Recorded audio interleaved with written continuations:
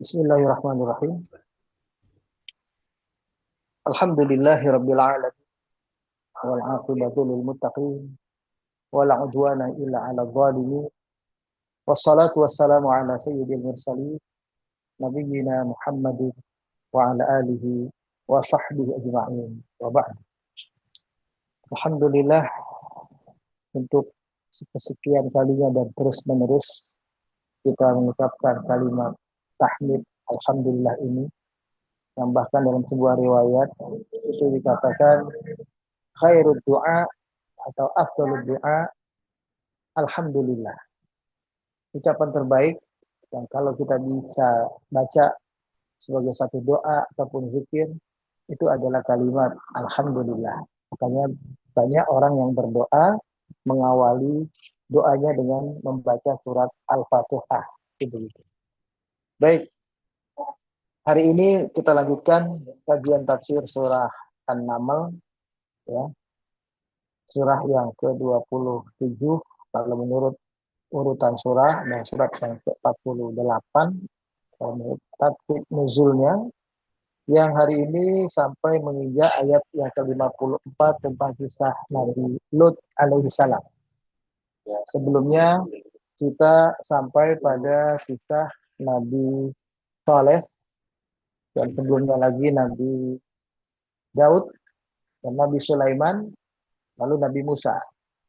Hanya memang Nabi yang ini saja yang disebutkan. Tidak banyak Nabi yang disebutkan dalam konteks ayat ini.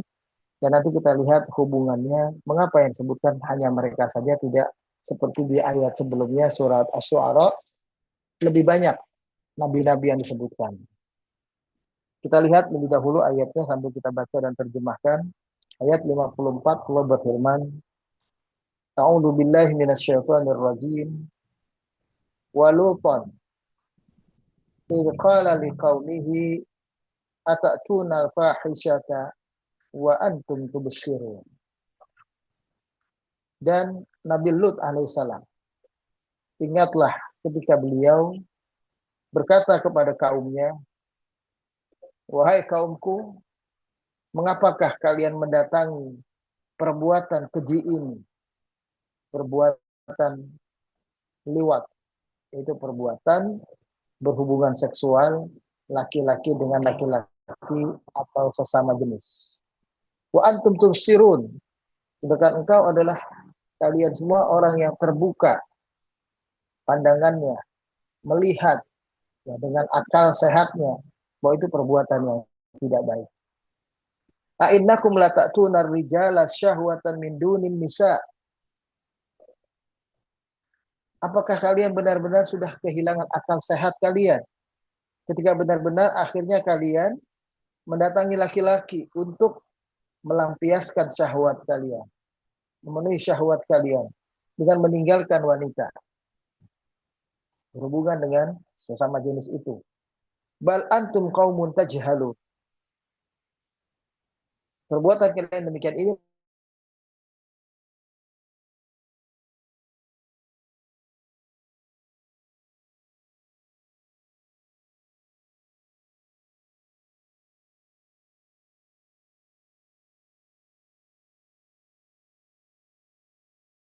sebetulnya bisa dikontrol dengan akal sehat.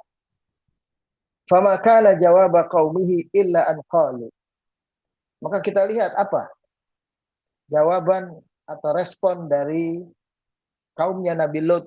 Nah, ternyata tidak ada lain kecuali ucapan-ucapan ancaman kepada Nabi Lut. Langsung mereka katakan, akhriju ala Lut min qaryatikum. Usir itu keluarga Nabi Lut. Nabi Lut dan keluarganya kalian keluarkan dari negeri ini. Mereka ya disebutkan alasannya, innahum unasun yatatahharun. Nabi Lut dan pengikutnya, keluarganya itu adalah manusia-manusia yang menganggap dirinya sok suci. Nah, itu begitu kalau bahasa sekarang, ya. Mereka menganggap dirinya suci sendiri, yang menganggap dirinya paling benar sendiri menurut tuduhan oleh orang-orang atau kaumnya Nabi Lut. Fa'anjainahu wa ahlahu illa imra'atahu. Maka akhirnya Allah menyelamatkan Nabi Lut dari azab yang besar yang terjadi pada saat itu, dan pengikutnya, ya, keluarganya yang lain kecuali istrinya. Qaddarnaha minal ghabirin. Istrinya termasuk orang-orang yang tidak terselamatkan karena sebab kesalahannya. Wa amtarna alaihim mataron. Kami curahkan, ya, awalnya itu hujan batu yang besar, hujan fasa'a matarul mundarin. Maka itu menjadi hujan yang memberikan peringatan besar luar biasa kepada kaum Nabi Lut tersebut.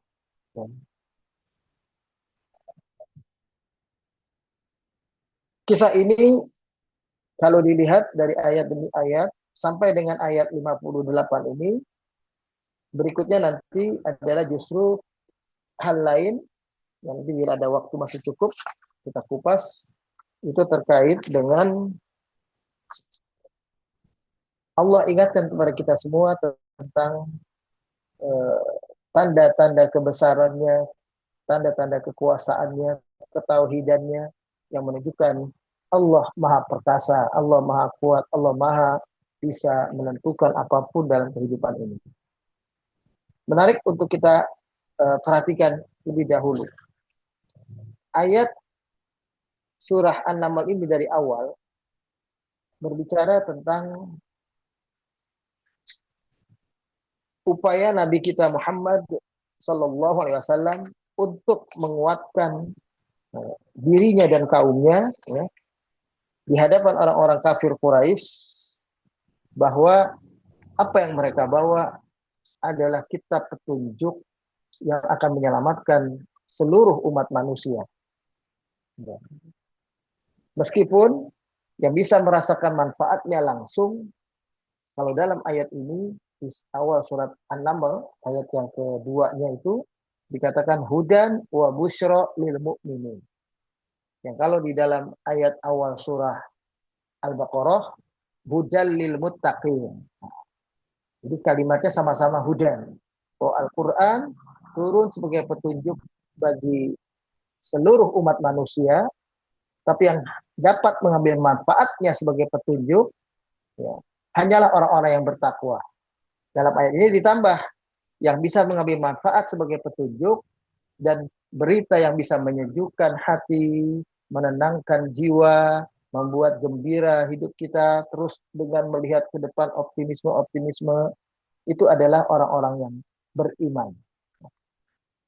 Dan kemudian ketika Allah menerangkan tentang kisah Nabi Musa alaihissalam, bagian kisahnya pun yang ditampilkan adalah langsung kisah Nabi Musa alaihissalam dengan Fir'aun. Jadi konfrontasi dari Nabi Musa alaihissalam, ya, dengan Fir'aun, ya, ketika dia mulai mendapatkan wahyu lalu diperintahkan oleh Allah langsung untuk menghadapi Fir'aun, ya, menunjukkan mukjizatnya, ya, untuk menunjukkan kekuasaan Allah di atas segala-galanya, termasuk kekuasaan Fir'aun. Ya. Kemudian pada kisah Nabi Daud dan Nabi Sulaiman alaihissalam, Allah mengkisahkan tentang kekuasaan juga. Tapi yang ditampilkan adalah contoh kekuasaan yang dipenuhi oleh nilai-nilai keimanan. Kekuasaan yang berjalan di atas petunjuk Allah, yaitu Nabi Daud, Nabi Sulaiman. Betapa kekuasaan yang dipimpin oleh mereka pada waktu itu menjadikan orang-orang yang dipimpinnya hidup makmur, hidup sejahtera, hidup saling percaya satu sama lain, hidup dengan penuh ketenangan, sehingga manfaat keberadaan dua orang yang berkuasa ini, Nabi Daud dan Nabi Sulaiman, tidak hanya dirasakan oleh rakyat biasa manusia yang ada di zaman mereka itu, Tapi lebih dari itu, makhluk lainnya termasuk hewan, semuanya ikut merasakan kenyamanan hidup bersama dengan kekuasaan yang dipimpin oleh seseorang seperti Nabi Daud dan Nabi Sulaiman alaihi wassalam. Nah, jadi ini mencontohkan kekuasaan yang amanah, yang menjalankan petunjuk Allah dalam kehidupannya, maka jadilah contohnya seperti itu luar biasa. Bahkan kekuasaan Nabi Sulaiman bisa menundukkan ya, makhluk yang biasanya selama ini selalu menggoda manusia untuk supaya berbuat maksiat, mengingkari ketaatan kepada Allah. Makhluk itu adalah jin, ditundukkan oleh beliau. Namun karena jin sifatnya adalah memang sebagai syaitan yang suka menggoda, yang suka menghasut, yang suka membujuk, maka awalnya dia melalui pintu-pintu yang lain. Tidak secara langsung. Ya. Kisah Ratu Balqis itu adalah kisah dalam rangka untuk juga menguji kekuasaan Nabi Sulaiman alaihissalam. Apakah dia sebagai seorang raja, raja biasa sebagaimana raja-raja lain, yang suka begitu saja merampas kekuasaan kerajaan-kerajaan yang lain semau hatinya, atau ada pesan-pesan penting yang memang hendak beliau sampaikan, dan itu adalah pesan dakwah tauhid la ilaha illallah yang merupakan petunjuk Allah kepada semua para nabi. Dan kita tahu bahwa Nabi Sulaiman tidak seperti raja-raja biasa. Beliau berusaha mendekati satu kekuasaan yang lain untuk diajak sama-sama beriman kepada beliau. Dan begitu sesudah kita tahu kekuasaan itu tunduk kepada dirinya, ya, ketika singgasana Ratu Balqis ada di hadapannya, beliau tidak mengatakan itu karena prestasi kemampuan dirinya sebagai seorang penguasa tunggal, penguasa yang punya kekuasaan luar biasa pada zamannya itu. Tidak. Beliau katakan, ini semua adalah karunia Allah. Hadza min fadli rabbi liyabluwani aashkuru am akfur. Ini adalah karunia Allah Tuhanku, pembelian Allah Tuhanku untuk menguji aku. Apakah aku bersyukur ataukah aku kufur. Lalu kemudian ayat berikutnya dalam kisah para nabi di surat An-Naml ini mengisahkan tentang Nabi Saleh ya, dengan kaum Tsamud. Yang kita tahu kisahnya adalah mereka diuji dengan keberadaan seekor sapi betina ya, yang hidup atas kehendak Allah untuk menunjukkan mukjizat Nabi Saleh sebagaimana diminta oleh orang-orang kaumnya Nabi Saleh. Dan kita tahu dalam kisah Nabi Saleh itu dikisahkan ada ya, nah ini kekuasaan itu tidak langsung bentuknya adalah kekuasaan seorang raja yang berkuasa, tapi bisa saja itu diawali dari segelintir orang, tapi berusaha mempengaruhi orang banyak untuk melakukan suatu hal yang menentang dakwah Nabi pada waktu itu. Apa yang dilakukan oleh mereka, kaum Nabi Saleh ini, diawali ya, oleh perbuatan 9 orang kaumnya Nabi Saleh. Itu yang pokok diterangkan tentang Nabi Saleh itu seperti itu ya. Jadi di sana itu dikatakan ada 9 ya, orang dari kaumnya Nabi Saleh alaihissalam yang disebutkan di dalam ayat itu tis'atu rahtin ya. Tis'atu rahtin. Itu di ayat berapa persisnya? Tis'atu rahtin. Ada pada ayat wa kana fil madinati tis'atu rahtin. Wa kana fil madinati tis'atu rahtin. Di kota itu waktu itu ada 9 orang yang punya pengaruh. 48. Min ru'asa. Ayat berapa? 48. Ayat 48. Yufsiduna fil ard wa la yuslihun. 48. Wa kana fil madinati tis'atu rahtin. Bentar. Qalu ya. Wa kana fil madinati Fil madinati wa kana fil madinati tis'atu rahtin yufsiduna fil ard wala yuslihun. Itu awalnya itu di negeri tempat tinggal Nabi Soleh itu ada 9 orang, yang 9 orang ini kerjanya memang merusak saja, ya. Nggak pernah berbuat kebaikan, dicari celah-celah yang membuat, ya, kehidupan itu tidak berjalan normal sebagaimana mestinya. Karena apa? Karena kepentingan nafsu mereka, kepentingan keinginan mereka untuk bisa berkuasa, bisa mempengaruhi orang lain untuk tunduk kepada keinginan-keinginan mereka. Jadi ini juga bisa terjadi. Kekuasaan itu bukan milik raja, bukan milik penguasa, tapi milik segelintir orang. Tapi segelintir orang ini punya pengaruh seperti pengaruhnya orang yang berkuasa. Nah, itulah yang akhirnya membuat mereka berencana untuk membunuh sapi betina yang menjadi mukjizat dari Nabi Saleh untuk mereka itu adalah dari cikal bakal ide mereka. Dan ketika awalnya orang banyak tidak menghentikan langsung ide dan keinginan mereka, dengan awalnya membiarkan, maka lahirlah akhirnya perbuatan jahat itu terjadi. Jadi akhirnya perbuatan jahat itu terjadi itu karena awalnya ada pembiaran. Nah, pembiaran ini yang kita harus waspadai ketika kita tahu itu bukan terjadi begitu saja, tapi terjadi karena lewat ide 9 orang yang merusak ini.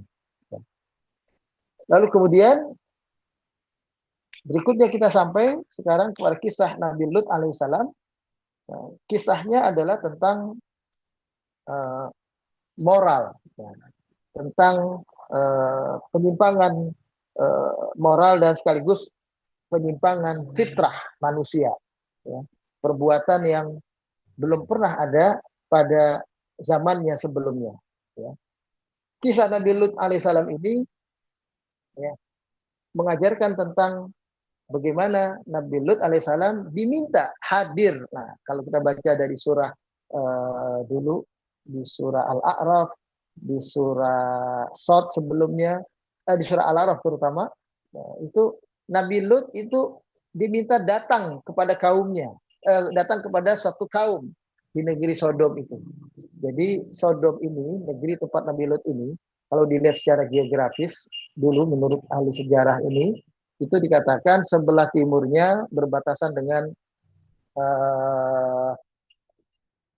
negara Yordania, zaman modern sekarang, Yordan. Kemudian sebelah baratnya itu dengan Israel dan Palestina, ya. Palestina Israel yang jadi satu itu sebelah baratnya. Nah, tengahnya itulah Sodom, ya. Nah, Nabi Lut alaihissalam waktu itu adalah hitungannya masih keluarga Nabi Ibrahim yang berarti tinggal di daerah Yerusalem, ya, daerah Palestina, masih di sebelah, berarti sebelah barat, ya. Nah, bahkan dia adalah putra dari Haran. Haran itu saudara Nabi Ibrahim alaihissalam. Jadi hitungannya Nabi Lut adalah ponakan. Nah, tinggalnya tadinya bersama dengan Nabi Ibrahim. Tapi kemudian atas perintah Allah dia disuruh oleh Allah untuk mendatangi kaum yang berbuat liwat ini, yang di situ mereka ada di sebuah tempat namanya negeri Sodom itu, ya. Yang kemudian kita tahu dalam sejarahnya Nabi Lut alaihissalam meskipun dapat pertentangan dari kaumnya yang berbuat amoral luar biasa, berbuat yang menentang nilai-nilai kemanusiaan luar biasa, menentang fitrah, dan sekaligus sebetulnya ini menentang tauhid. Ya, kenapa? Karena sebagaimana kita lihat dulu kalau masih ingat di tafsir surah Al-A'raf, ketika Allah menceritakan tentang nabi-nabi yang lain itu dengan penyebutan ya qaumi u'budullaha wala u'budullaha wala tusriku bihi syai'a, ya. Ya qaumi u'budullah, wahai kaumku beribadahlah kalian kepada Allah, jangan mempersekutukan Allah dengan sesuatu apapun. Semua nabi kisahnya seperti itu. Begitu sampai kisah Nabi Lut tidak menyampaikan itu, ya. Meskipun orang ada yang berargumentasi karena pada zaman Nabi Lut yang mengajarkan tauhid sudah ada, yaitu Nabi Ibrahim alaihissalam. Tapi dalam konteks ayat di surah Al-A'raf itu Nabi Ibrahim tidak dikisahkan. Kisahnya adalah dari kisah Nabi Hud, kemudian dari Nabi Hud ya, kemudian dari Nabi Nuh, kemudian Nabi Hud, Nabi Saleh, kemudian Nabi Lut, baru Nabi Syuaib setelah itu. Nah itu berarti apa yang disampaikan oleh Nabi Lut alaihissalam kepada kaumnya itu adalah nilai-nilai sosial kehidupan umat manusia yang bertentangan dengan nilai-nilai tauhid yang menghendaki manusia itu hidup bertumbuh kembang, bertambah jumlahnya dari hari ke hari, ya.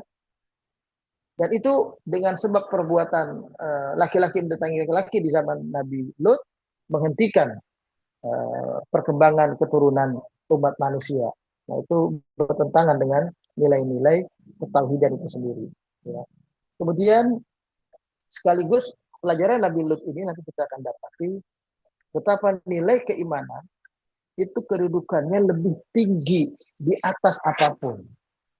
Ketika Nabi Lut menjunjung tinggi nilai-nilai moral yang sesuai dengan keimanannya, maka batas-batas apapun itu menjadi seolah-olah bukan apa-apa. Batas keimanan itulah yang nomor satu. Sehingga batas keluarga, walaupun dia mencintai istrinya, walaupun istrinya adalah hubungan biologisnya selama ini, darah yang bercampur dengan dirinya selama ini. Tapi ketika ini berbicara tentang keimanan, perintah Allah untuk memberantas fahisyah, kemaksiatan yang luar biasa yang belum ada pada zaman sebelumnya, maka kita bisa saksikan istri Nabi Lut adalah orang yang tidak taat kepada Nabi Lut, dan itu bisa terjadi. Ya, jadi tidak ada jaminan ya istri seorang nabi pun bisa pasti ikut kepada ajaran nabinya. Nah, dan Nabi Lut pun tetap ya, lebih memilih keimanan, ya, walaupun tadinya berat hatinya meminta kepada Allah untuk mengajak istrinya, tapi karena Allah melarang, maka akhirnya istrinya ditinggalkannya. Disitulah pelajaran bahwa tidak ada batasan apapun kalau kita bicara soal iman. Ya, batasan kekeluargaan, batasan darah, batasan hubungan-hubungan sosial lagi, apalagi yang lainnya, itu menjadi tidak ada artinya kalau kita bicara sudah soal iman. Iman itulah yang di atas semuanya. Dan kita tahu Nabi Lut alaihissalam nanti kita akan lihat juga adalah sosok Nabi yang luar biasa, ya, tetap konsisten istiqomah dengan nilai-nilainya untuk memberantas perbuatan kaumnya itu, walaupun apa yang terjadi, walaupun kaumnya mengancam akan membunuhnya, kaumnya akan mengusirnya, kaumnya akan melakukan apapun untuk menghentikan dakwahnya. Nah, hal-hal seperti ini adalah menjadi pelajaran-pelajaran yang berharga untuk menguatkan apa yang diperbuat oleh Nabi dan para sahabat pada waktu itu. Jadi Nabi kita Muhammad SAW dan para sahabatnya waktu itu di Mekah, dengan mendengar kisah-kisah semacam ini, itu menguatkan jiwa beliau, perjuangan dakwah beliau. Ya, bahwa siapapun bisa orientasi hidupnya adalah kekuasaan. Ada yang melalui ekonomi, ada yang melalui perbuatan segelintir orang, ada yang melalui perbuatan menyimpang moralitas ini. Nah, ini lama-kelamaan bisa menjadi sebuah kekuasaan kalau dibiarkan terjadi. Nah, disinilah Nabi Lut diminta oleh Allah supaya jangan pernah membiarkan hal semacam itu. Jangan biarkan kemaksiatan yang sekeji itu dipandang sebagai hal yang normal, hal yang biasa saja, sehingga dianggap sudahlah itu sudah keinginan manusia dan itu bahagian dari kebebasan manusia dalam memilih. Itu tidak demikian. Kita dalami ayat ini coba lebih lanjut. Allah Subhanahu wa taala mengisahkan kisah Nabi Lut alaihissalam ini, ya. Dan Allah mengingatkan tentang perbuatan kaumnya, yaitu perbuatan liwatoh, yang merupakan perbuatan yang belum pernah ada, ya, pada zaman Nabi siapapun sebelum beliau, ya, belum pernah ada. Wasammaha fahisyah, perbuatan ini diistilahkan oleh Allah dalam ayat di surat An-Naml ayat 54 ini dengan bahasa fahisyah, perbuatan kotor, perbuatan keji, ya. Likauniha ghayatun fil fahsh, karena perbuatan ini ujungnya adalah tidak sama sekali mengindahkan nilai-nilai yang baik sedikit pun.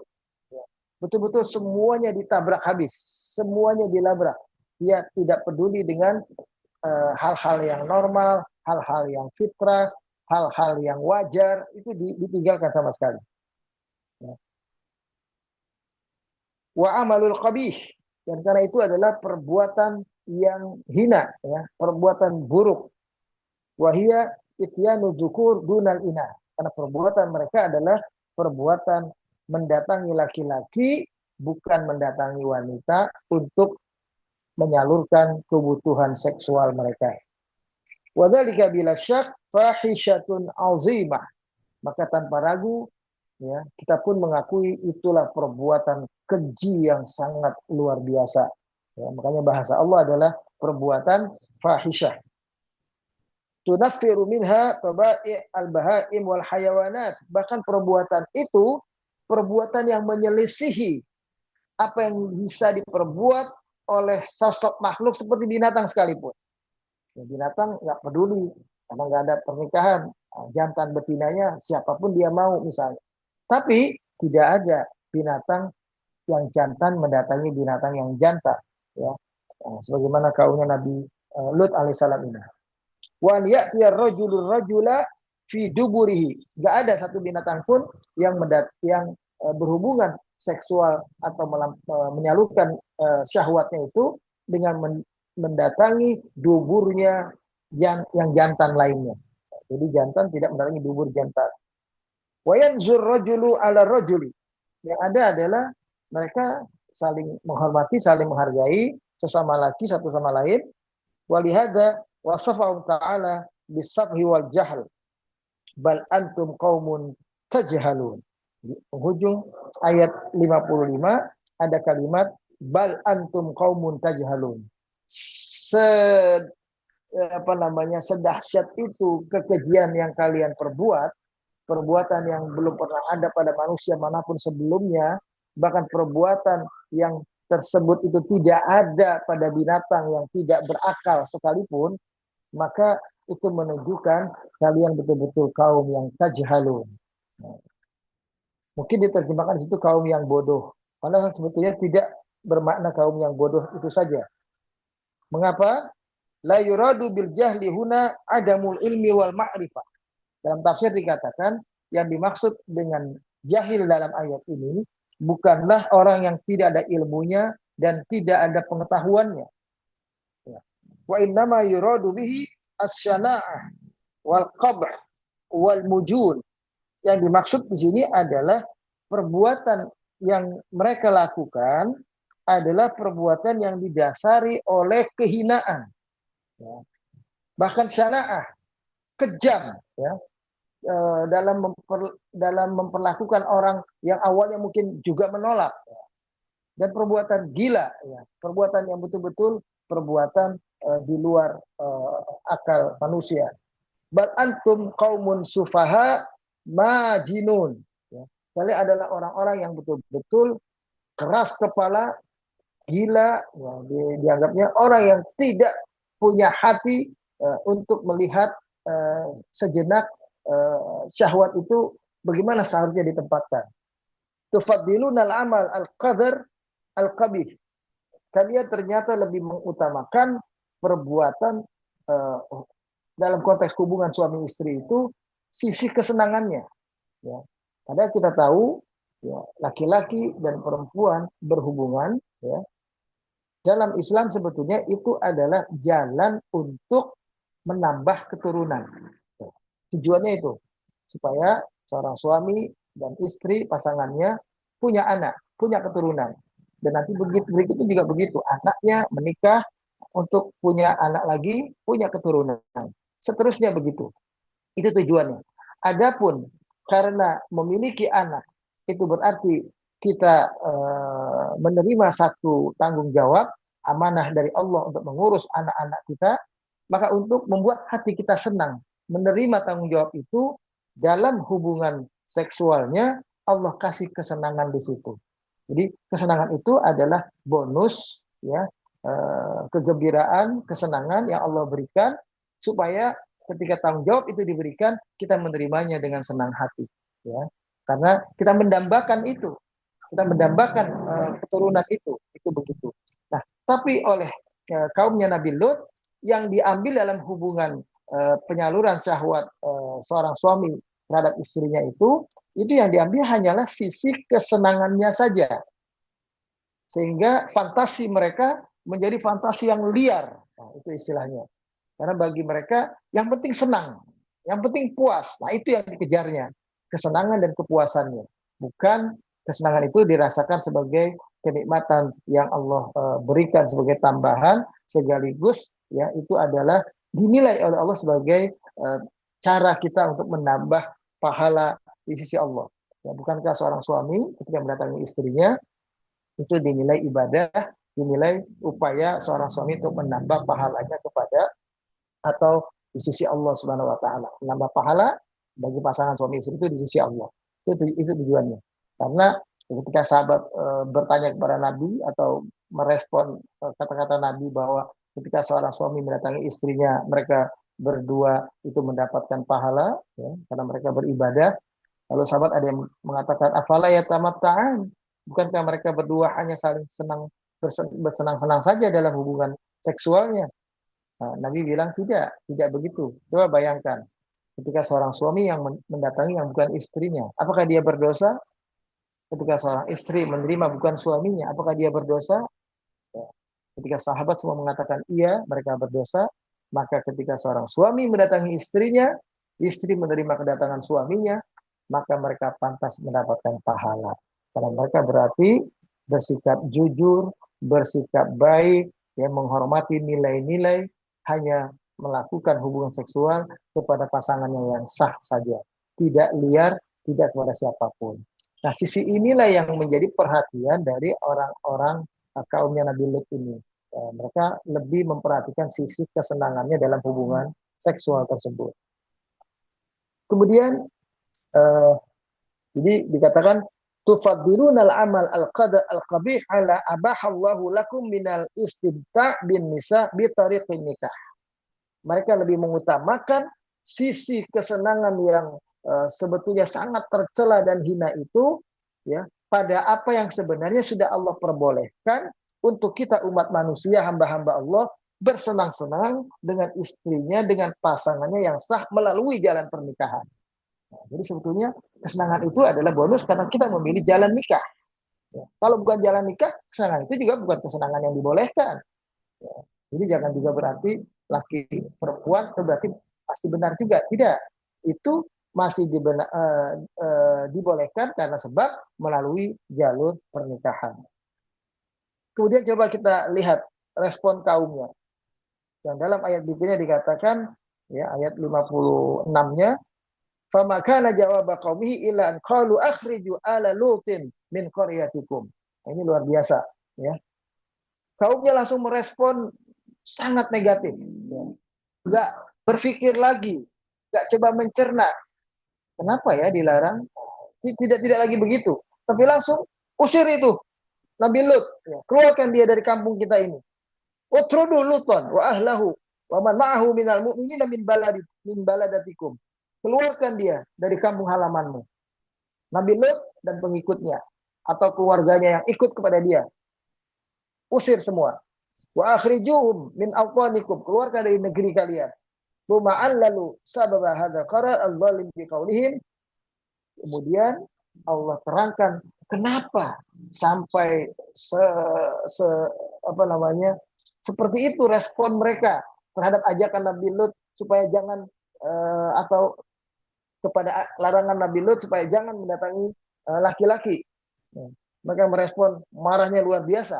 Nah, ini satu hal yang harus kita lihat bahwa seseorang ketika sudah dikuasai oleh syahwat, ya, hilang akalnya, hilang rasa respeknya kepada apapun, kepada siapapun. Dia nggak peduli itu adalah nabi, dia nggak peduli itu adalah orang yang baik, karena sebelumnya mereka tahu, ya, Nabi Lut adalah sosok yang baik, ya, datang kepada mereka, ya, bertetangga awalnya secara baik, tapi kemudian yang terjadi adalah mereka merespon Nabi Lut seperti itu, ya.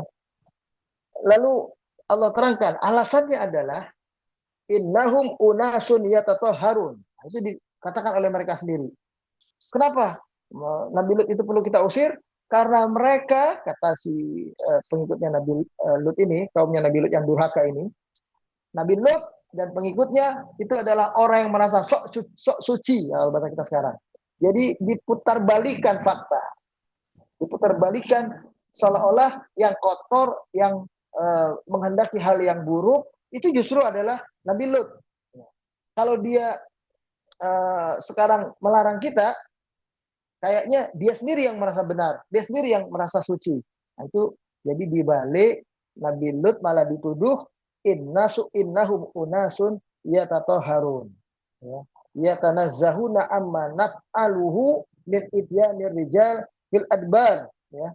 Jadi mereka merasa suci, ya, tidak berbuat seperti perbuatan kita, ya, kaumnya Nabi Lut itu yang mendatangi laki dengan yang mendatangi laki-laki, ya. Nabi Lut dengan dia tidak melakukan itu berarti merasa dia yang paling benar sendiri, yang paling bersih sendiri.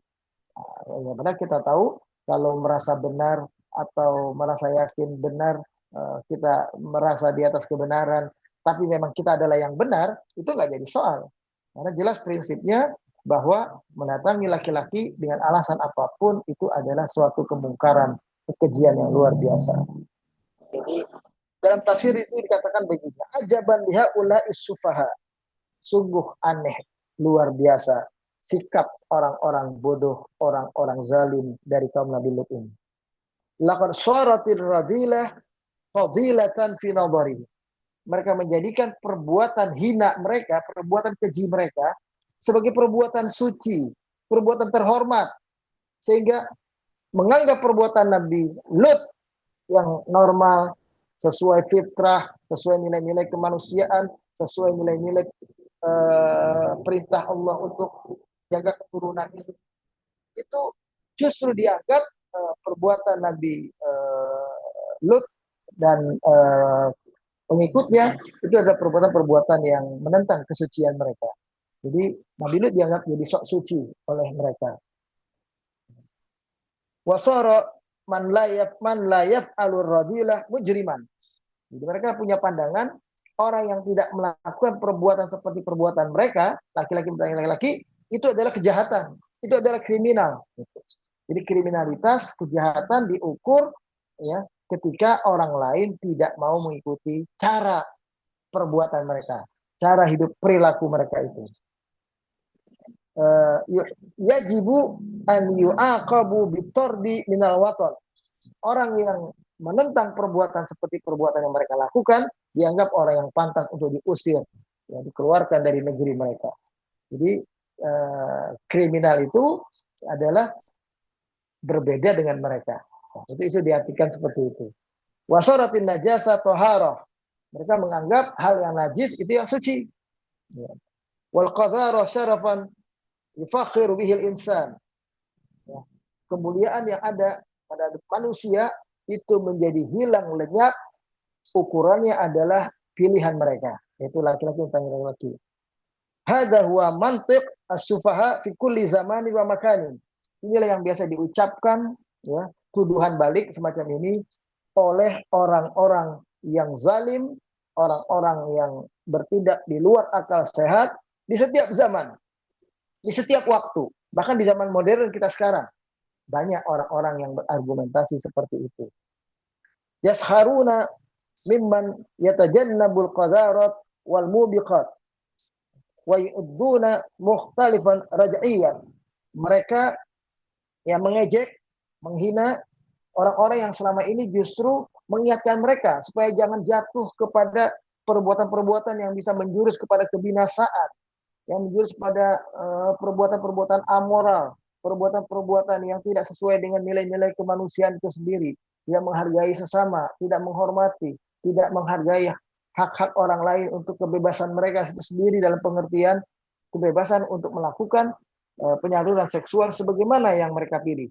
Tapi dipaksakan dengan maunya mereka, yaitu harus laki-laki dengan laki-laki. Nah, itu begitu. Dan mereka katakan orang yang seperti itu, seperti Nabi Lut, justru dikatakan orang yang terkebelakang, orang yang nggak modern, orang yang ketinggalan zaman. Itu begitu. li'annahu la yuyassirun nas fi ahwaihim. Karena dianggapnya Nabi Lut dan kaumnya yang berdakwah itu tidak mempermudah jalan mereka untuk menyalurkan seksual mereka, menghalangi penyaluran seksual mereka sebagaimana mereka mau. Itu begitu. Jadi dibalik Nabi Lut yang justru jadi dikatakan terkebelakang. Ya. Wa amma man gharaqa fil fusuq wal mujun ilal adan, sementara mereka yang melakukan perbuatan-perbuatan demikian tenggelam dalam kekejian, tenggelam dalam perbuatan-perbuatan amoral semacam itu, ya, itu bahkan perbuatan-perbuatan yang majun ilal ada nggak pernah perbuatan itu kita dengar sebelumnya, wal hatta ila darajatil hayawan, bahkan derajatnya lebih rendah dari derajat binatang, fahuwal insan al-ma'i fi nadarihim alladhi yusammunahu taqaddumiyan. Mereka justru menilai orang-orang seperti mereka adalah orang-orang yang maju, orang-orang modern, orang-orang yang lebih berpendidikan, katakanlah begitu, orang-orang yang lebih menghargai modernitas, orang yang maju. Jadi Nabi Lut dibalik, Nabi Lut dan kaumnya ini orang kuno, orang tua, orang yang tidak tahu kemajuan, itu begitu, orang yang terkebelakang, itu dibalik seperti itu. Wa ma aktsaru ma nasma'u fi asrina man yaskharu fi minas syabab al-muslim al-mutamassik bi dinihi. Banyak hal-hal yang semacam itu kita lihat, kita dengar, ada orang yang betul-betul berpegang teguh kepada agamanya dengan baik, itu malah dianggap ya ini kuno nih, orang ketinggalan zaman, orang yang nggak tahu modernitas. Nah, itu dianggapnya begitu. Ya, jadi yang modern, yang maju, yang beradab menurut pandangan mereka adalah yang menyalurkan syahwat sebagaimana yang mereka perbuat. Wal iyadu billah. Al-muhafid ala adabil Islam, orang yang menjaga adab-adab keislaman, alladhi aba al-injiraf ma'as syahwat ad-dani'ah, orang-orang yang justru meninggalkan perbuatan syahwat seperti perbuatan kaum Nabi Lut itu, ya, min nisa wa khumur wa fujur, ya. Jadi orang-orang yang seperti wanita-wanita yang berkerudung, ya, menjaga kesucian mereka, ya, menjaga hubungan bebas laki-laki dan perempuan, ya. Itu oleh mereka justru di zaman modern ini dituduh, ya, kitalah yang berbuat menentang kemajuan zaman, ya. Jadi orang yang beradab dengan adab Islam, orang yang taat dengan agama, orang yang menghargai nilai-nilai kemanusiaan, orang yang menjaga kesucian wanita, yang tidak dilakukan hubungan seksual dengan wanita kecuali melalui jalur pernikahan. Jadi nanti setelah dewasa, yang melalui pernikahan, jadi tidak coba-coba, ya, pada waktu SMP, pada waktu SMA, pada waktu masih remaja, tidak ada coba-coba seperti itu. Nah, justru orang-orang yang baik-baik seperti ini dituduh balik sebagai orang-orang ketinggalan zaman. Yang maju adalah mereka yang berbuat maksiat, berbuat semena-mena sesuai dengan keinginan mereka. Yaquluna innahum raj'iyun, mutaakhirun, mutazammitun. Ya.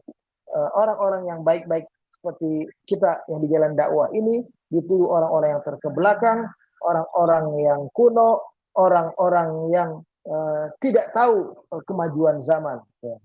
Tamaman kama qala qaumul Lut anil mu'minina syurafa.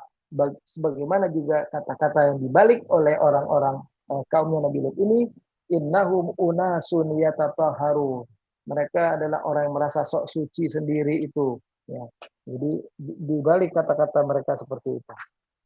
Ya. Apa yang terjadi kemudian kita tahu dalam kisah Nabi Lut ini berikutnya. Qad kanat aqibatuhum rahimah. Faqad damarallahu diyarahum wa qallaba alaihim masakinahum. Kita tahu azab Allah, hukuman Allah kepada mereka begitu dahsyat terjadi. Ya. Allah hancurkan rumah-rumah mereka, Allah balikan tempat tinggal mereka, dibalikan begitu. Faja'ala 'aliha safilaha. Allah jadikan atas tempat tinggal mereka menjadi bawah, bawah menjadi atas, itu betul-betul dibalik. Falam tabqa minhum, ya. Warsala alaihim hijaratan minas sama, dan bahkan Allah kirimkan hujan berupa batu itu dari langit. Ini menimpa mereka juga. Kalmatar az-zakhir, seperti hujan yang lebat yang turun biasanya dengan air, ini dengan batu.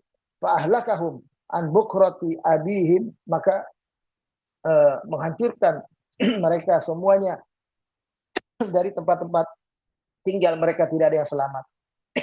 Falam tabqa alaihim ya, minhum ainun tatrifu, bahkan nggak ada sisa yang terlihat ketika azab Allah itu terjadi, satupun yang selamat dari mereka. Itu begitu. Walam yabqa lahum zikrun wala athar wa ja'alallahu adzabahum ibratan liman i'tabara. Ya. Lalu kemudian apa yang terjadi pada mereka yang tinggal berikutnya adalah peringatan dari Allah, pelajaran dari Allah, menjadi bekas peninggalan yang menjadi pelajaran buat kita semua. Allah jadikan azab yang menimpa kaum Nabi Lut sebagai ibrah, sebagai pelajaran yang berharga, pendidikan yang berharga bagi orang yang mencari nilai-nilai kebenaran. Sebagaimana firman Allah dalam surat Hud yang dulu pernah kita bahas, surat yang ke-11 itu ayat 82 83. Falamma jaa amruna, surat Hud surat yang ke-11 ayat 82 83, Allah katakan falamma jaa amruna ja'alna 'aliyaha safilaha. Maka tatkala kami datangkan ketetapan kami untuk mengazab kaumnya Nabi Lut, maka kami jadikan bahagian dari rumah-rumah mereka di atas terbalik menjadi di bawah, yang di bawah menjadi di atas. Wa amtarna 'alaiha hijaratan, bahkan kami turunkan hujan batu. Jadi hujan bukan air tapi batu. Min sijilin manzudin, dan bukan batu biasa, batu yang dari api neraka, batu yang panas yang bila kena orang itu maka membakar semua mereka, langsung binasa. Musawwamatan inda rabbik, itulah hal yang pantas ya, telah Allah datangkan dari sisinya untuk menghukum orang-orang yang zalim semacam itu. Wa ma hiya minadh dhalimin biba'id. Ketahuilah hukuman semacam itu buat orang-orang yang zalim, yang perbuatannya mirip dengan perbuatan kaumnya Nabi Lut, azab Allah itu nggak bakal jauh akan terjadi. Itu maksudnya. Azab Allah tidak jauh, ya. Bisa saja segera Allah jadikan itu sebagai azab buat mereka. Kemudian ayat berikutnya mengatakan fa'anjainahu wa ahlahu illam ra'atahu qaddarnaha minal ghabirin. Akhirnya kami selamatkan Nabi Lut. Dari kejadian itu, Nabi Lut sudah ditarik duluan sebelumnya meninggalkan kampung halamannya itu, dan pengikutnya, keluarganya, diantaranya ada beberapa anaknya yang terselamatkan, kecuali istrinya. Ya. Kami telah mentakdirkan istrinya termasuk orang-orang yang hancur, orang-orang yang juga binasa dalam azab itu. Karena istrinya adalah istri yang durhaka. Istri yang bahkan ketika datang dua orang malaikat yang menyamar sebagai manusia, yang nampaknya ganteng, tampan, malah mereka sudah disuruh oleh Nabi Lut supaya jangan kasih siapa-siapa, kita biarkan mereka di rumah kita ini, tolong kunci pintu, kunci jendela semua, supaya tidak nampak. Karena kalau nampak dia khawatir Nabi Lut, dua tamunya ini nanti akan menjadi fitnah bagi orang-orang yang mengikutinya atau kaumnya, bisa akan menjadi korban yang akan disodomi oleh mereka. Itu begitu. Maka ternyata malah istrinya yang membocorkan, memberitahu, karena sudah diperingatin jangan sampai menceritakan itu kepada siapapun. Nah, kemudian kalimat berikutnya wa amtarna alaihim mataran fasa'a matarul mundarin. Maksudnya adalah kami turunkan kepada mereka satu jenis hujan yang luar biasa. Hujannya laisa min ma'in yang ta'ishuna bihi, bukan dari air yang bisa mereka nikmati dengan hujan yang turun, karena di padang pasir hujan itu adalah rahmat yang luar biasa. wa innama huwa min hijaratin min sijilin mandud. Melainkan yang turun itu adalah batu yang terdapat dari neraka sijil sana, tempat di neraka yang mandud, yang bisa menyebabkan panasnya itu menghancurkan semua. Arsalnahu alaihim kal matarid dafiq. Kami turunkan batu-batu dari neraka jahanam itu seperti hujan yang turun, yang lebat, berarti terus-terusan turun. Itu betul mengazab mereka. Fabi sahadal matar alladhi umtiru bihi. Itulah seburuk-buruk hujan yang pernah diturunkan kepada umat manusia. Wal azab alladhi undiru bihi ala lisani rasulihim. Dan merupakan azab yang pantas ya, diberikan kepada mereka yang menentang para rasul-rasul mereka. Fandur wa tafakkar ayyuhal aqil. Maka kita disuruh cobalah berpikir, cobalah merenung, cobalah kita sedikit berpikir lebih dalam. Ya. Fi nihayati haula'il mufsidin. Bagaimana akibat orang-orang yang semacam kaumnya Nabi Lut itu. Jangan sampai terjadi kisah Nabi Lut itu ada pada kisah kehidupan kita di zaman modern ini. Meskipun kita tahu sekarang ini sudah lumayan ya, di mana-mana belahan dunia itu mendukung ya, perbuatan semacam Nabi Lut. Nah, hal ini itu bukan tidak mungkin akan mengundang azab Allah. Dan kalau Allah mengazab perbuatan kaum yang sedurhaka ini, perbuatan maksiatnya sejahat ini, ya, sekeji ini, maka azab Allah mungkin akan datang lebih awal, lebih segera, dan mungkin azab Allah akan datang lebih dahsyat, lebih besar. Ya, konon ada yang berpikir ya karena menggejalanya persoalan LGBT ini di dataran Eropa, di Amerika, itu dihubungkan dengan kondisi mereka sekarang yang lagi dapat musibah kepanasan yang di luar kebiasaan, panas yang dahsyat yang membuat mereka itu hidupnya susah, menderita. Sekarang ini itu dihubungkan dengan itu karena LGBT itu sudah menyebar kemana-mana dan diterima oleh negara-negara manapun, kecuali yang salah satu yang menolak ya di samping negara-negara Islam adalah negara Rusia. Rusia walaupun bukan negara Islam tapi jelas menolak perbuatan LGBT itu. Inilah barangkali para jemaah sekalian kisah Nabi Lut alaihissalam yang merupakan kisah terakhir dari kisah nabi-nabi yang dikisahkan dalam surat An-Naml ini. Ya, nanti berikutnya adalah pelajaran-pelajaran yang lain yang intinya adalah mengajarkan kita tentang memandang bagaimana kekuasaan itu hanyalah alat untuk buat kita lebih mudah untuk membumikan nilai-nilai petunjuk Allah Al-Quran ini.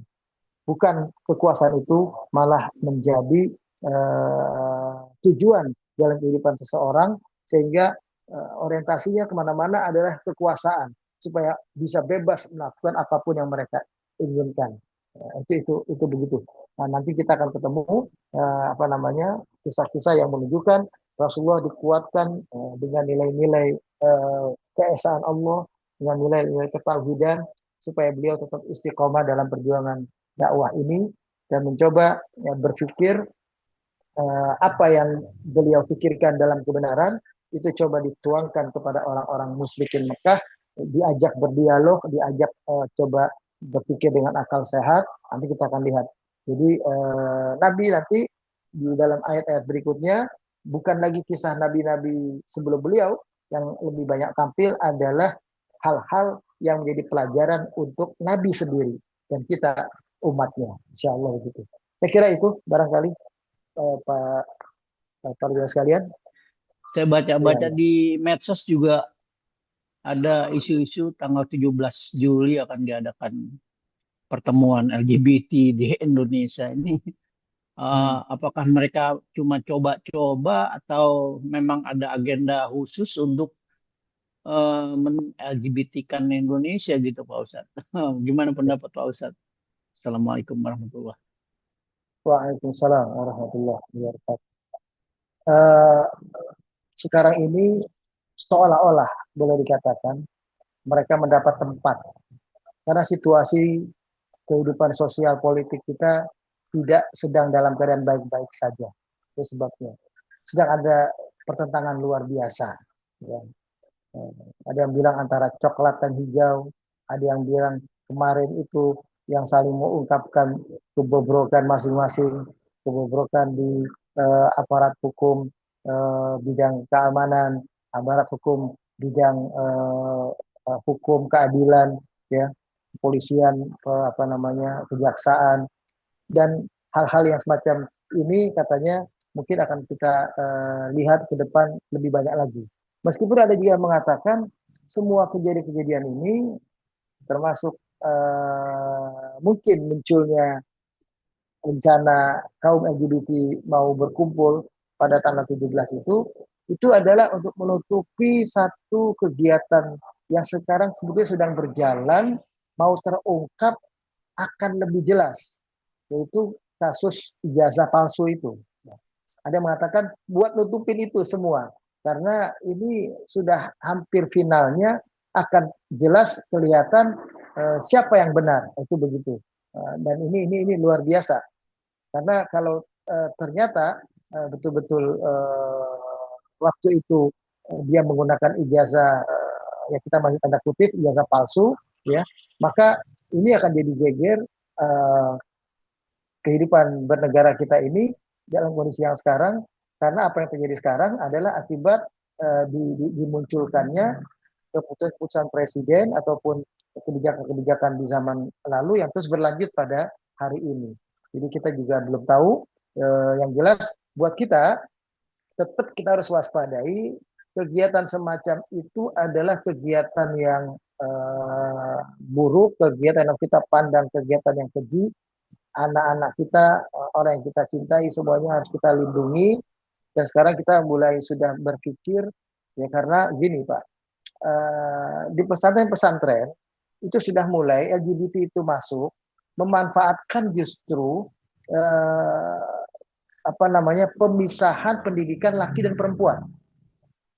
Kan pesantren itu kan laki perempuan dipisah. Bahkan dipisahnya itu seperti yang pesantren tempat anak saya dulu itu di Garut, ya, itu betul-betul pelajar laki tidak kepada pelajar perempuan, nggak bisa, nggak ada akses. Kemudian pelajar perempuan juga nggak bisa ke pelajar laki-laki, nggak bisa masuk. Paling mereka ketemu dalam pembelajaran bersifat umum. Kelas mata pelajaran pada umumnya itu adalah pisah juga laki dan perempuan. Jadi hanya mata pelajaran tertentu yang mereka digabungkan. Katakanlah seperti mata pelajaran dakwah, mata pelajaran agama tertentu, itu baru mereka gabung laki perempuan. Tapi selebihnya khusus laki khusus perempuan. Dan ini dijadikan kesempatan oleh kaum LGBT, naudzubillah min dzalik, mungkin ada yang masuk menerobos ke kalangan anak-anak pesantren, lalu akhirnya memanfaatkan itu untuk hubungan sesama jenis. Jadi karena dengan perempuan nggak kenal, perempuan nggak tahu, udah dengan laki-laki ini saja yang mereka kenal, yang mereka tahu. Ya. Sedangkan rasa untuk menyalurkan seksual itu sudah muncul sejak anak-anak SMP biasanya.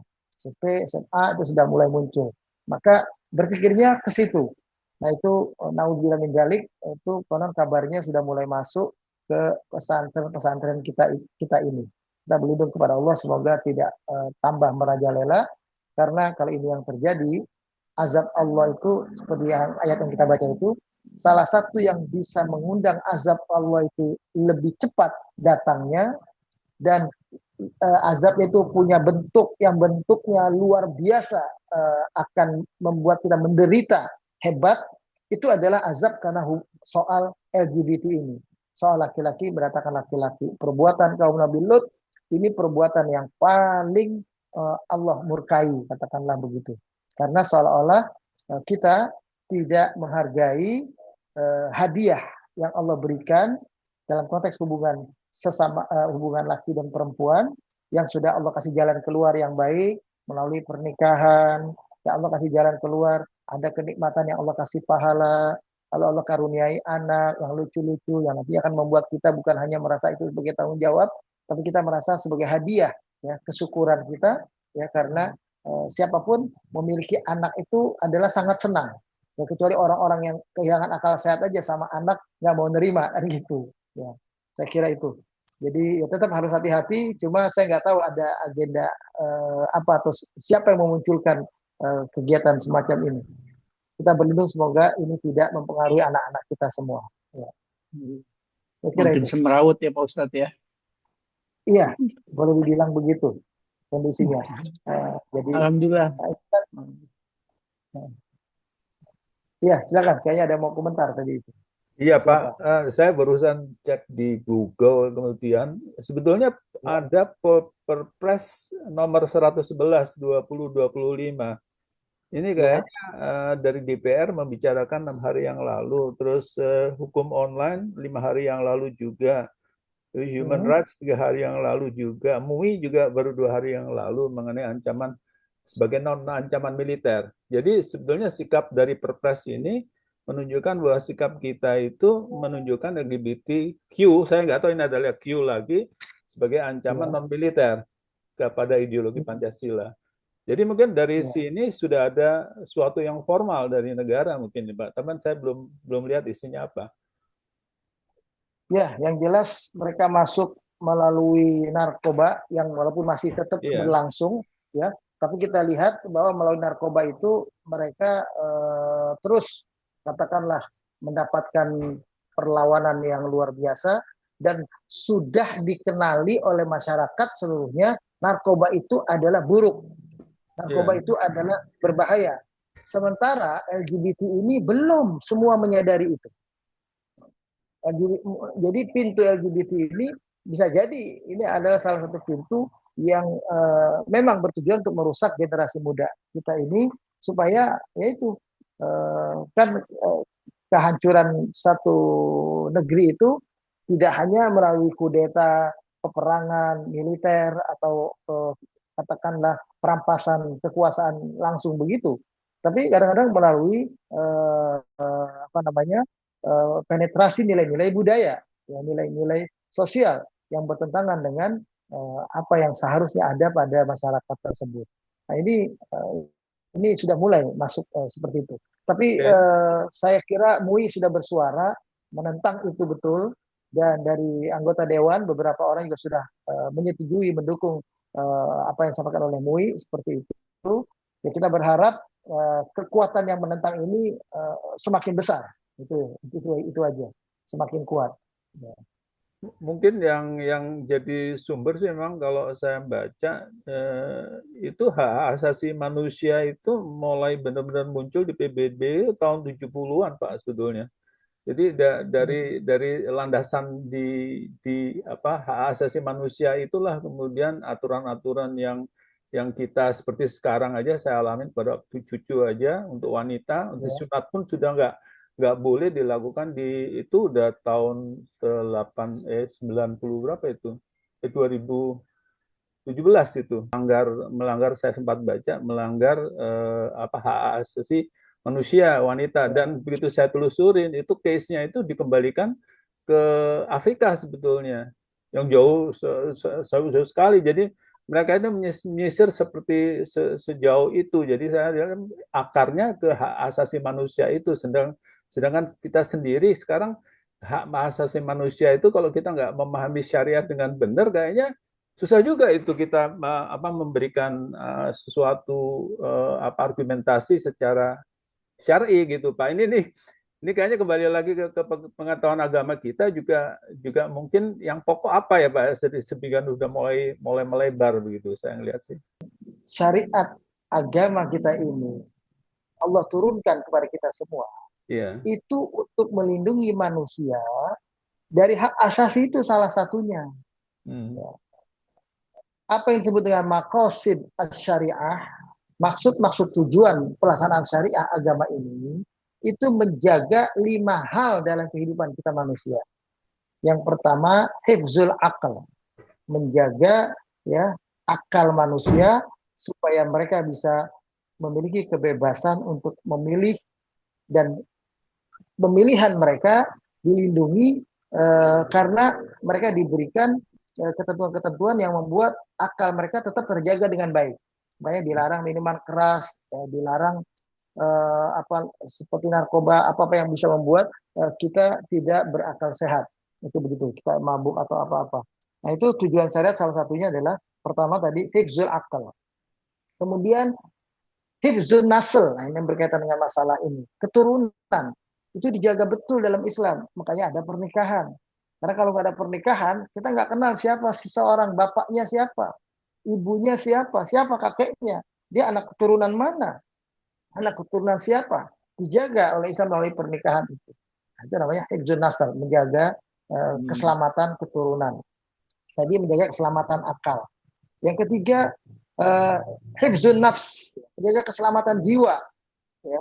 Artinya pembunuhan, menghilangkan nyawa seseorang dalam Islam itu dianggap membunuh satu orang sama dengan membunuh seolah-olah seluruh umat manusia di muka bumi. Bayangkan satu orang, bagaimana kalau membunuh dua orang dan seterusnya. Itu sebagai sesuatu yang dijaga betul. Jadi yang ketiga, syariat Islam bertujuan menjaga keselamatan jiwa manusia. Dihargai nyawa orang itu dengan baik. Yang keempat, itu hifdul mal, ya, menjaga keselamatan harta. Ya, harta manusia itu dijaga betul, hak-hak seseorang itu dijaga dalam Islam. Milik siapa, ada garisnya, ada tempatnya. Tidak bisa seseorang mengambil hak orang lain begitu saja. Meskipun dia merasa sama-sama orang beriman, sama-sama orang saleh, ya, berarti hartamu hartaku, nggak begitu. Ya. Justru apa yang dilakukan oleh Nabi Sulaiman kemarin, ya, itu meminta kepada orang-orang salehnya, kepada jinnya, memindahkan singgasana Ratu Balkis itu sebelum Ratu Balkis tiba, itu demi untuk menjaga jangan sampai dianggap dia mengambil hak Ratu Balkis setelah dia masuk Islam. Dia nggak mau. Nah, itu seperti itu. Karena kalau sudah sama-sama Muslim, harus dijaga haknya masing-masing. Itu menjaga keselamatan harta. Yang terakhir adalah hifzuddin, menjaga keselamatan agama. Bahwa pemilihan agama dalam Islam itu sangat dihargai, dihormati. Islam tidak pernah mengharapkan semua orang menjadi orang mukmin seluruhnya, tidak. Ya. Allah katakan, ya, wa ma ja'alnahum walau harasta bimu'minin. Kami tidak berkehendak, kata Allah, walaupun engkau wahai Muhammad pengen, kami, kata Allah, enggak berkehendak menjadikan semua isi bumi ini adalah orang mukmin semua. Tidak. Ya. Dalam surat tadi surat apa itu? Surat Al-An'am kalau tidak salah. Kalau yang kedua ini adalah surat Yunus, saya hafal ini. Bunyi ayatnya surat Yunus ayat 90-an yang berbunyi walau syaa rabbuka. Kalau Allah Tuhanmu menghendaki la amana, ya, man fil ardi kulluhum jami'an. Maka dengan mudahnya Allah menjadikan semua isi bumi ini manusianya adalah manusia-manusia beriman. Kita mungkin bertanya begini, apakah bisa Allah menjadikan semua orang itu beriman? Jawabannya tentu bisa. Kenapa tidak? Kehendak Allah bisa melakukan apapun. Tapi Allah tidak menghendaki itu. Makanya kata Allah kepada Nabi kita Muhammad, afa anta, ya, tukrihun nas hatta yakunu mu'minin. Apakah engkau wahai Muhammad pengen memaksa orang lain supaya jadi orang beriman? Nah, itu Allah melarang itu. Nah, jadi syariat Islam juga menjaga keselamatan orang memilih agamanya masing-masing. Dalam Islam dihargai oleh orang beragama Nasrani, beragama Yahudi, beragama Buddha, Hindu dihargai, dihormati pilihannya, maksudnya dihormati pilihannya. Tapi agamanya adalah agama yang batil tetap. Tapi dihargai kalau mereka memilih itu. Ya, dan dakwah tetap disampaikan. Kalau mereka mau berdialog, ya. Tapi kalau mereka sudah menutup dialog, ya sudah. Ada ayat yang mengatakan innal ladzina kafaru sawaun 'alaihim a'andartahum am lam tunzirhum la yu'minun. Memang orang kafir begitu, sama aja. Kita kasih tahu atau tidak kasih tahu, tetap aja mereka keras kepala, tidak mau beriman. Nah, akhirnya begitu buat kita kalau ada orang kafir yang menutup diri. Tapi kalau ada orang kafir yang mau terbuka, mau berdialog, kita coba ajak berdialog. Nah, itu begitu. Nah, dalam Islam itu dijaga 5 hal tadi, ya. Jadi Maksud. termasuk hak asasi mendasar soal sunat, soal ini itu dijaga betul. Dan itu dalam Islam hadis Nabi mengatakan al-khitanu mukramatun lin nisa wa sunnatun lirrijal. Memotong sedikit bagian dari kemaluan laki dan perempuan buat perempuan itu ya, ketika masih bayi itu adalah sebuah kemuliaan bagi mereka karena mereka akan lebih merasakan sensitivitas yang mengarah kepada mudahnya kepuasan mereka dalam hubungan seksual dengan lebih baik ketimbang itu tidak dikhitan. Karena kalau itu tidak dikhitan itu mencoba mencari-cari fantasi-fantasi apa supaya bisa sampai kepada kenikmatan yang puncak. Sehingga seolah-olah kenikmatan puncak itu adalah hal yang sangat susah untuk dicapai. Nah, itu begitu. Itu sebetulnya sebuah kemuliaan bisa dikatakan dalam hadis Nabi itu begitu. Sedangkan bagi laki-laki khitan itu adalah sunnah, jalan hidupnya para nabi. Kita harus memilih melakukan itu semua.